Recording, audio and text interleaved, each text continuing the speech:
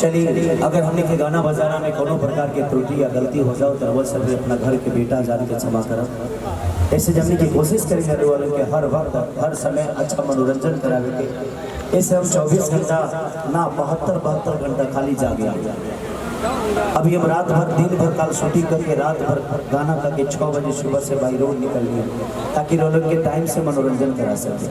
तो कोशिश रहेगा दिखाओ।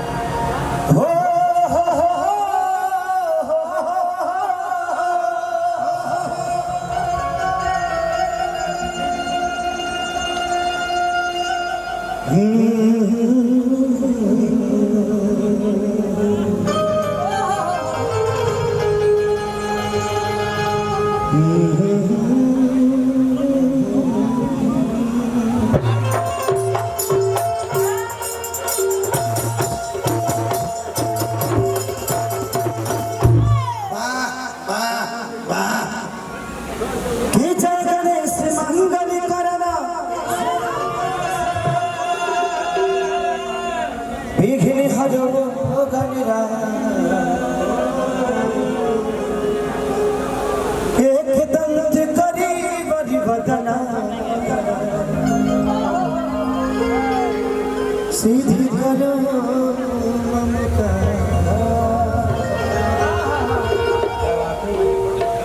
के बाके चोटी से नूर मिलता है, सबके दिलों को सरूर मिलता है। कि बाके दरबार